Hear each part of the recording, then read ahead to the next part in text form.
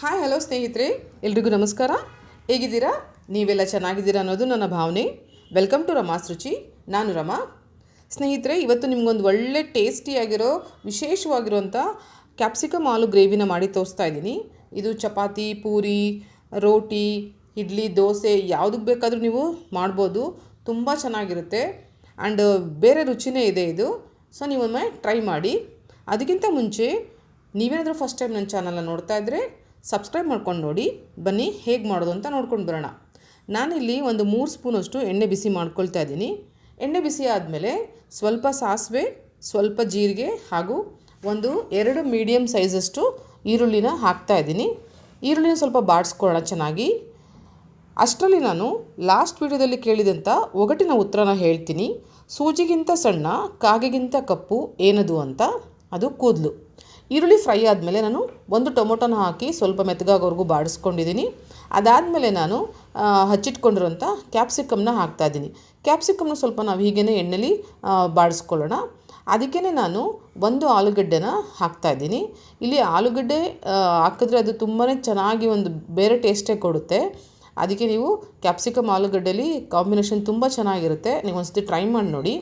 ಈಗ ಇದಕ್ಕೆ ಸ್ವಲ್ಪ ಉಪ್ಪನ್ನು ಹಾಕಿ ಹೀಗೆ ಮಿಕ್ಸ್ ಮಾಡಿಬಿಟ್ಟು 1-2 ನಿಮಿಷ ನಾವು ಎಣ್ಣೆಲೆ ಅದು ಬೇಯೋಕ್ಕೆ ಲಿಡ್ಡನ್ನು ಮುಚ್ಚಿಟ್ಬಿಡೋಣ. ಅಷ್ಟರಲ್ಲಿ ನಾನು ಇವತ್ತಿನ ಒಗಟನ್ನು ಕೇಳ್ತೀನಿ. ಮುಳ್ಳಮ್ಮನ ಹೊಟ್ಟೆಯಲ್ಲಿ 300 ಮಕ್ಕಳು ಯಾರಿದು? ಉತ್ತರ ಗೊತ್ತಿದ್ರೆ ಕಮೆಂಟ್ ಮಾಡಿ ತಿಳಿಸಿ. ಈಗ ನಾನು ಇದಕ್ಕೊಂದು ಪೌಡರ್ನ ಮಾಡ್ಕೊಳ್ತಾ ಇದ್ದೀನಿ.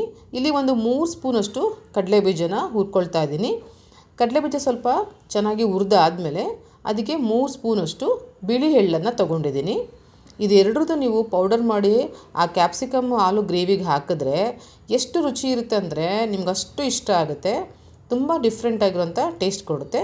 ಈಗ ಇದೆಲ್ಲ ಫ್ರೈ ಆದಮೇಲೆ ಇದನ್ನು ಸಪ್ರೇಟಾಗಿ ಎತ್ಕೊಂಡು ನಾವು ತಣ್ಣಗಾದಮೇಲೆ ಸ್ವಲ್ಪ ತರಿಯಾಗೇ ಪೌಡರ್ ಮಾಡ್ಕೋಬೇಕು. ಈಗ ನೆಕ್ಸ್ಟ್ ಇದು ನೋಡೋಣ ಬೆಂದಿದೆಯಾ ಅಂತ. ಹೌದು, ಸ್ವಲ್ಪ ಬೆಂದಿದೆ. ಈಗ ಇದಕ್ಕೆ ನಾನು ಸ್ವಲ್ಪ ಅರಿಶಿನ ಹಾಕ್ತಾಯಿದ್ದೀನಿ. ಹಾಗೆಯೇ ಸಾಂಬಾರು ಪೌಡರ್ 1 ಸ್ಪೂನಷ್ಟು ಸಾಂಬಾರು ಪೌಡರ್ನ ಹಾಕ್ತಾಯಿದ್ದೀನಿ. ಈ ಸಾಂಬಾರು ಪೌಡರ್ ಹಾಕಿ ಮಾಡೋದ್ರಿಂದ ಇದು ಒಂದು ಡಿಫ್ರೆಂಟ್ ಟೇಸ್ಟ್ನ ಕೊಡುತ್ತೆ.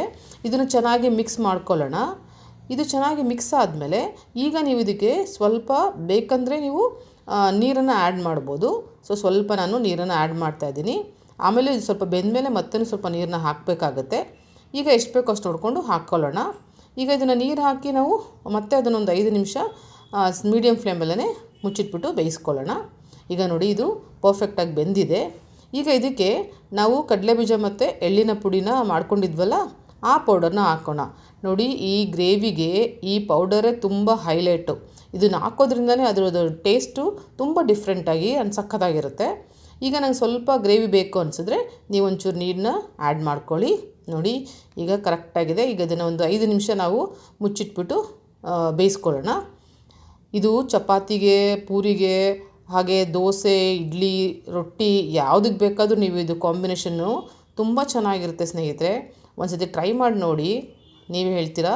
ಆ್ಯಂಡ್ ಮಕ್ಳಿಗಂತೂ ಇದು ತುಂಬ ಇಷ್ಟ ಆಗುತ್ತೆ. ನೀವು ಬಾಕ್ಸ್ಗೆ ಚಪಾತಿ ಅಥವಾ ದೋಸೆ ಜೊತೆಲಿ ಹಾಕಿ ಕಳಿಸಿದ್ರೆ ಕಂಪ್ಲೀಟಾಗಿ ಎಲ್ಲನೂ ಖಾಲಿ ಮಾಡ್ಕೊಂಡು ಬರ್ತಾರೆ. ಅಷ್ಟು ರುಚಿಯಾಗಿರುತ್ತೆ. ಹಾಗೆ 2 ಚಪಾತಿ ತಿನ್ನೋರು 4 ಚಪಾತಿ ತಿಂತಾರೆ. ಅಷ್ಟು ಚೆನ್ನಾಗಿರುತ್ತೆ. ನೋಡಿ, ಇದು ರುಚಿಯಾದ ಕ್ಯಾಪ್ಸಿಕಮ್ ಆಲೂ ಗ್ರೇವಿ ರೆಡಿ ಆಯಿತು. ಬಿಸಿಯಾಗಿರುವಾಗಲೇ ಚಪಾತಿ ಜೊತೆಲಿ ತಿಂತಾಯಿದ್ರೆ ಮಸ್ತ್ ಟೇಸ್ಟಾಗಿರುತ್ತೆ.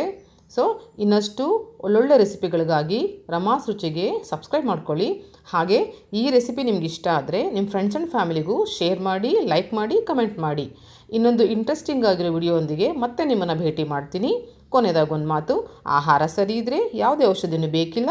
ಆಹಾರ ಸರಿ ಇಲ್ಲ ಅಂದರೆ ಯಾವುದೇ ಔಷಧಿನೂ ಕೆಲಸ ಮಾಡಲ್ಲ. ಸೊ ಚೆನ್ನಾಗಿ ತಿನ್ನಿ, ಖುಷಿಯಾಗಿರಿ. Thank you for watching.